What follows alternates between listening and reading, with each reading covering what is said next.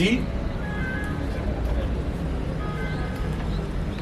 pour discuter avec l'opinion publique nationale et internationale de l'affaire Cheikh Omar Diagne, du nom de notre frère, de notre digne compatriote, de notre camarade, Cheikh Omar Diagne. Mais nous ne sommes pas venus pour plaider une affaire. Nous sommes venus pour plaider une cause. Parce que ce qui est en cause,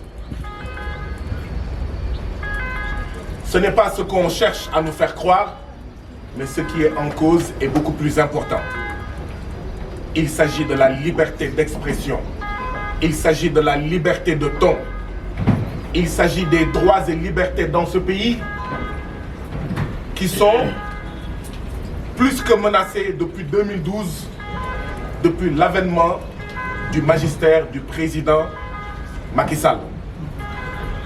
Cheikh Omar Diagne est la énième victime des atteintes liberticides, des atteintes démocraticides du président Macky Sall sur le peuple sénégalais. Apparemment, l'odeur du pétrole rend fou. L'odeur du gaz rend fou. L'odeur des ressources naturelles dans ce pays-là rend fou. Mais également, l'agenda LGBT qu'on veut nous forcer dans ce pays-là rend fou. Et c'est cette folie qui pousse le président Macky Sall et son gouvernement dans l'instrumentalisation de la justice de ce pays à s'abattre tous les jours, toutes les semaines, tous les mois sur des citoyens qui n'ont commis aucun crime, sinon que celui d'exprimer leur désaccord face à un agenda LGBT opposé à nos valeurs, opposé à la volonté de la majorité, de l'écrasante majorité des citoyens de ce pays, face à un agenda néocolonial. Parce que oui, Cheikh Omar Diagne est un militant assumé, confirmé de la lutte contre l'agenda LGBT. Mais Cheikh Omar Diagne, c'est aussi un livre contre le franc CFA. Cheikh Omar Diagne, c'est aussi un livre contre la franc-maçonnerie. Cheikh Omar Diagne n'est pas n'importe quel citoyen, n'est pas n'importe quel religieux, n'est pas n'importe quel musulman. Mais Cheikh Omar Diagne, c'est l'argumentation. Cheikh Omar Diagne, le crime qu'il a commis, c'est celui d'être omniprésent sur la scène publique et médiatique de ce pays et avec force argument de démontrer, de montrer la volonté de ces gens de nous ramener en arrière, de nous faire régresser, de plonger le Sénégal dans un agenda LGBT, mais de renforcer le néocolonialisme dans ce pays, y compris en termes de valeurs, parce que l'agenda LGBT, c'est aussi l'impérialisme, c'est aussi le néocolonialisme sur le plan culturel. Il ne s'agit pas d'un problème entre Djibril War et notre frère et camarade Cheikh Omar Diagne.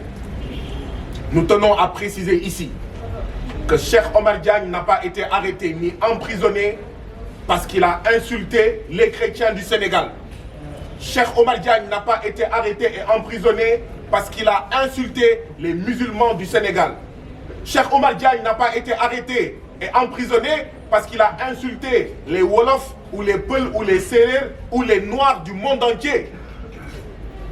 Cheikh Omar Diagne, il faut le rappeler, a été arrêté et emprisonné sur la base fallacieuse d'injures et de diffamation. Nous voulons que les citoyens sénégalais apprécient eux-mêmes la situation. Dans ce pays, quand vous insultez tous les chrétiens du Sénégal, vous êtes convoqués et avant le début de la soirée, vous rentrez librement chez vous. Vous insultez tous les chrétiens du Sénégal. Vous rentrez chez vous. Même si Cheikh Omar Diagne avait diffamé ou injurié, il aurait diffamé une seule personne. Il est emprisonné. Vous pensez que c'est sérieux? Vous pensez que ça peut entrer dans notre tête de citoyens sénégalais? Dans ce pays-là, des gens peuvent insulter impunément nos compatriotes Wolof, tous les Wolofs du Sénégal.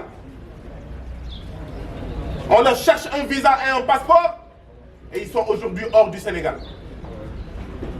Cheikh Omar Diagne aurait, je dis bien aurait, et c'est un mensonge, diffamé un individu et il est sous mandat de dépôt.